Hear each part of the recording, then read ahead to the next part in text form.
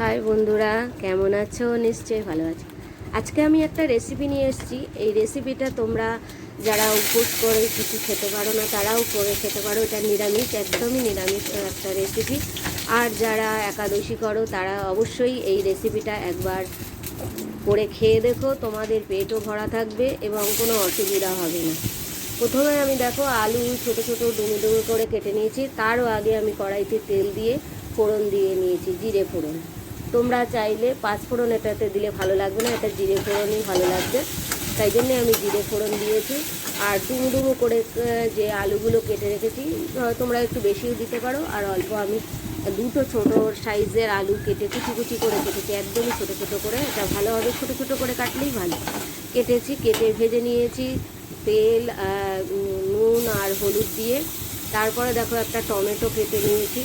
টমেটোটা দিলে একটু টকটক ভাব আসে, খেতে ভালো লাগে। আর এই গরমে যারা একাদশী করো কিংবা নিরামিষ খাও, উপবাস পূর্ণিমা অমাবস্যা করো, তারা এই রেসিপিটা একবার অবশ্যই করে খেয়ে দেখো, তোমাদের নিশ্চয়ই ভালো লাগবে এবং পেটও ভরা থাকবে, কোনো শরীরে কোনো ক্ষতি হবে না।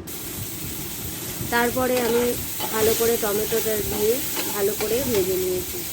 ভেজে নিয়ে তারপরে এর মধ্যে দিয়ে দিয়েছি অল্প জিরে গুঁড়ো, দিয়েও আমি এটা কষে নিয়েছি। জিরে গুঁড়ো দিয়েছি, দিয়ে কষে নিয়েছি। তারপরে একটু আদা কুচনো যদি তোমরা দাও তাহলে তো ভালো হয়, কুচনো কিংবা পুড়ে দিতে পারো। দিয়ে তারপরে দেখো এটা কি বলো তো, এটা হচ্ছে সাবু। সাবুটাকে আমি ভালো করে জল দিয়ে ধুয়ে নিয়েছি, কারণ সাবুর গায়ে অনেক নোংরা থাকে, তাই জন্যে ভালো করে ধুয়ে নিয়েছি। ধুয়ে ছাঁকনিতে রেখে দিয়েছিলাম যাতে জলটা পুরো পরিমাণে শুকিয়ে যায়। জল শুকিয়ে গেলে এটা ভালো হয় নাড়তে। এরকমভাবে হালকা একটু নেড়ে নেবে, একবার দুবার করে খুন্তি এপাশ ওপাশ করে নাড়িয়ে নিয়ে তারপরে এর মধ্যে দিয়ে দেবে জল। পরিমাণ মতো একটু জলটা দেবে বেশি, তো সাবুটা ফুটতে একটু সময় লাগে। মানে সাবুর ভেতর থেকে যে মাছটা সেটাও বেরিয়ে গেলে খুব ভালো হয়, খেতে ভালো লাগবে।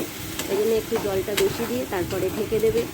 দিয়ে তারপরে কিছুক্ষণ পরে 10 মিনিটও লাগবে না, 5-7 মিনিটের পরেই তোমরা জলটা শুকিয়ে যাবে, দেখতে পাবে। আর যারা মিষ্টি খেতে পছন্দ করো তারা একটু মিষ্টি দিয়ে দেবে। দেখো কি সুন্দর হয়েছে। এটা সাবুর খিচুড়িও বলতে পারো, সাবুর পায়েসও বলতে পারো, টক ঝাল মিষ্টি পায়েস। তোমরা যেভাবেই করে খাও না কেন, এটা এইভাবে রান্না করে খেয়ে দেখো একবার, অবশ্যই তোমাদের ভালো লাগবে। তাহলে বন্ধুরা, আমার এই রেসিপি যদি তোমাদের ভালো লাগে তাহলে আমার চ্যানেলটা সাবস্ক্রাইব করে দিও প্লিজ। Thank you.